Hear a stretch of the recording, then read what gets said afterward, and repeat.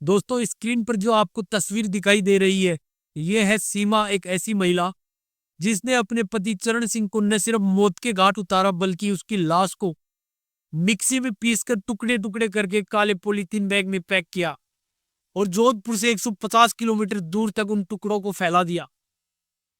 क्योंकि सीमा को अपने पति से प्यार नहीं था, बल्कि उसका दिल तो कहीं और था, उसकी मायके की एक सहेली के पास, जिसके लिए उसने इतना खौफनाक कदम उठाया कि जिसे सुनकर आपके रोंगटे खड़े हो जाएंगे। जोधपुर राजस्थान, साल 2020। एक नई नवेली दुल्हन जिसकी शादी को अभी 7 साल ही हुए थे, उसने अपने पति को अपने घर बुलाया और एक ऐसी साजिश रची जिसमें उसने न सिर्फ चरण सिंह की हत्या की बल्कि उसकी लाश को इस तरह ठिकाने लगाया कि कोई सबूत न बचे। लेकिन कहते हैं ना, अपराध कितना भी चालाकी से किया जाए, कोई ना कोई निशान जरूर छूट जाता है। नमस्कार दोस्तों, मैं हूं युग बगड़िया। अगर आप पहली बार हमारे चैनल पर आए हैं तो चैनल को सब्सक्राइब कर लीजिए और बेल आइकन दबा दीजिए ताकि हमारी हर नई कहानी की नोटिफिकेशन सबसे पहले आपको मिल सके। आज की कहानी इतनी ड्रामी और हैरान करने वाली है कि इसे सुनकर आप सोच में पड़ जाएंगे। ये कहानी है प्यार, धोखे और एक ऐसी साजिश की जिसने एक पूरे परिवार को तबाह कर दिया। तो चलिए इस कहानी को शुरू से जानते हैं। जोधपुर राजस्थान, रेगिस्तान की सुनहरी धूप और ऐतिहासिक किलों का शहर। लेकिन इस शहर की गलियों में एक ऐसी कहानी छुपी थी जिसने हर किसी को झकझोर दिया। बात है साल 2013 की। चरण सिंह नाम का एक व्यक्ति जिसकी उम्र लगभग 30 साल के आसपास थी, एक गवर्नमेंट एम्प्लॉय जो कृषि विभाग में काम करता था। चरण सिंह का परिवार मिडिल क्लास था, लेकिन स्थिर और सम्मानित परिवार था। चरण सिंह अब उम्र के उस पड़ाव पर पहुंच चुका था जहां माता पिता को लगा कि अब उनके बेटे की जिंदगी में एक साथी का आना जरूरी है। वह नौकरी करता था, अपने पैरों पर पूरी तरह खड़ा था और अपने परिवार की जिम्मेदारियां बखूबी निभा रहा था। इसी वजह से उसके माता पिता ने उसके लिए लड़की ढूंढनी शुरू की। तभी उनकी नजर पड़ी सीमा पर। सीमा 26 साल की एक खूबसूरत पढ़ी लिखी लड़की, जोधपुर के ही एक गांव में रहने वाली। उसके परिवार ने उसे अच्छी शिक्षा दी थी और वो एक स्कूल में टीचर थी। सीमा की 2 बहनें और थी, बबीता जो शादीशुदा थी और प्रियंका जो अविवाहित थी। जब चरण सिंह के परिवार ने सीमा का रिश्ता देखा तो उन्हें जो लड़की काफी पसंद आई, जिसके बाद चरण सिंह और सीमा की मुलाकात हुई। तो जो चरण सिंह को सीमा काफी पसंद आई और उसने अपने परिवार से कहा कि मुझे तो अब सीमा से ही शादी करनी है। लेकिन सीमा ने इस रिश्ते के लिए साफ इनकार कर दिया। उसने अपने परिवार से कहा, मुझे अभी शादी नहीं करनी, मैं अपने कैरियर में फोकस करना चाहती हूँ। सीमा के परिवार को लगा कि वो शायद नई जिंदगी से डर रही है और उन्होंने उस पर दबाव डाला। आखिरकार 2013 में ही सीमा की शादी जो चरण सिंह से जबरदस्ती करवा दी गई। शादी के बाद सीमा ससुराल आई, रीति रिवाज निभाए, लेकिन वो हमेशा चरण सिंह से दूरी बनाकर रखती। उसे चरण सिंह के साथ बैठना, बात करना या समय बिताना बिल्कुल भी पसंद नहीं था। चरण सिंह ने सोचा कि शायद नई शादी है, सीमा को वक्त वक्त चाहिए। लेकिन असल में सीमा का दिल कहीं और था। उसकी एक ऐसी सहेली जो गांव में ही रहती थी और सीमा को उसी से प्यार था, प्यार भी गहरा प्यार।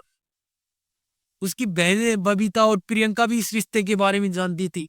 शादी के कुछ महीने बाद सीमा ने जो गोना का बहाना बनाया। गोना, जैसा कि आप जानते हैं, एक परंपरा है जिसमें नई दुल्हन कुछ समय बाद अपने मायके जाती है और फिर पति उसे लेने जाता है। सीमा ने कहा, मुझे अपने मायके जाना है, मैं वहां कुछ समय बिताना चाहती हूँ। चरण सिंह ने उसे जाने दिया, ये सोचकर कि वो वापस आएगी। लेकिन सीमा वापस नहीं लौटती। 7 साल तक अपने मायके में ही रहती है। इन 7 सालों में सीमा अपनी सहेली के साथ अपना जो पूरा समय बिताती थी, वो चरण सिंह को लगभग भूल चुकी थी। चरण सिंह ने कई बार उसे फोन किया, उसे लाने की कोशिश की, लेकिन सीमा ने हर बार बहाना बनाया। उसने अपने परिवार से कहा कि चरण सिंह जो है उसे मारता है, पीटता है, जो सरासर झूठ था। उसकी बहनें भी उसका साथ देती थी, क्योंकि चरण सिंह उनकी उसकी जो बहन बबीता और प्रियंका से भी जो कभी बातचीत करता तो फ्लर्ट करता, जो उन्हें पसंद नहीं था। इसी तरह समय बीतते हुए जो साल 2020 आया, चरण सिंह अब तंग आ चुका था। उसने सीमा के परिवार से साफ साफ शब्दों में कहा कि या तो सीमा को भेजो या फिर मैं कोर्ट जाऊंगा।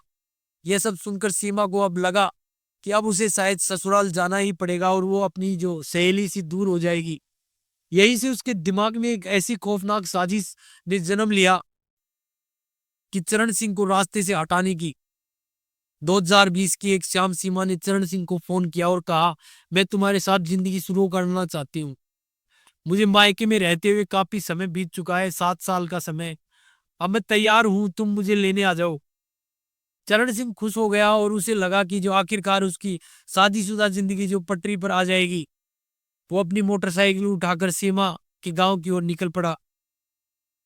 अब चरण सिंह सीमा के गांव पहुंचा तो सीमा ने उसे अपनी बहन बबीता के घर ले जाने को कहा और कहा कि वहां जो पार्टी करेंगे, मेरी बहनें भी वहीं पर है। चरण सिंह को भी लगा कि शायद सीमा उसे खुश करना चाहती है। वो बबीता के घर पहुंचे। वहां बबीता और प्रियंका दोनों बहनें जो मौजूद थी।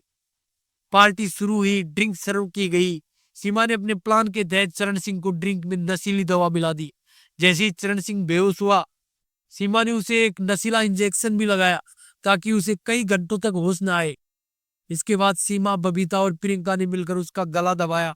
जब उन्हें यकीन हो गया कि चरण सिंह अब जो मर चुका है, तो उन्होंने उसकी लाश को बाथरूम में ले जाकर टुकड़े टुकड़े करना शुरू किया।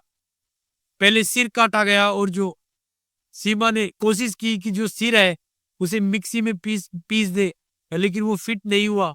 फिर उन्होंने इलेक्ट्रिक जो कटर और मिक्सी का इस्तेमाल करके चरण सिंह के शरीर के बाकी हिस्सों, छाती, पेट, जांग, जो छोटे छोटे टुकड़ों में काटा।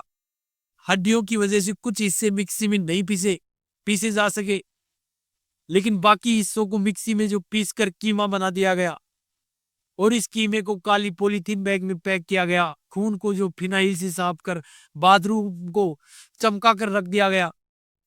अब बारी थी लाश को ठिकाने लगाने की। सीमा और उसकी जो बहनों ने लाश को ठिकाने लगाने के लिए भैया राम की जो मदद लेने की सोची और उसे बुलाया। भैया राम एक एक्स फौजी था।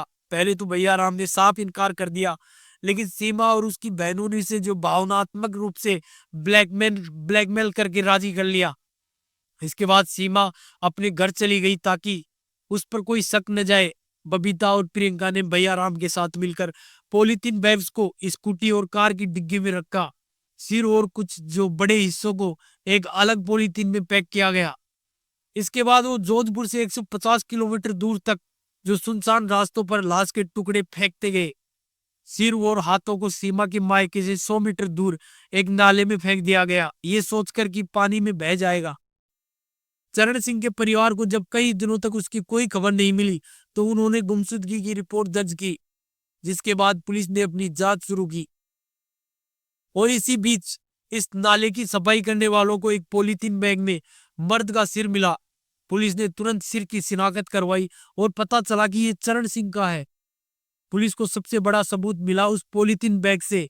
बैग पर एक लोकल दुकान का नाम और जो फोन नंबर छपा था। पुलिस ने दुकानदार से पूछताछ की, जिसने बताया कि सीमा और उसका जो परिवार उसकी दुकान से अक्सर खरीदारी करता था। ये पॉलीथीन बैग हाल ही में उन्हीं के घर गया था। पुलिस ने सीमा को हिरासत में लिया और उससे पूछताछ शुरू की। शुरुआत में तो सीमा ने जो ऑस्कर लेवल की एक्टिंग की। सीमा रो रो कर कहती रही, मेरे पति को ढूंढिए, मुझे नहीं पता वो कहाँ कहाँ गए। लेकिन जब पुलिस ने सीसीटीवी फुटेज और फोन लोकेशन और जो पॉलीथीन बैग के सबूत सीमा के सामने रख के, तो सीमा टूट गई। जिसके बाद उसने इकबाली बयान दिया, मुझे अपनी सहेली से प्यार था। चरण सिंह मुझे उससे दूर कर रहा था, इसलिए मैंने जो उसे अपने रास्ते से हटा दिया। सीमा ने बताया कि उसने अपनी बहनों और जो भैयाराम के साथ मिलकर हत्या की और लाश को जो ठिकाने लगाने के लिए 150 किलोमीटर तक टुकड़े फेंके।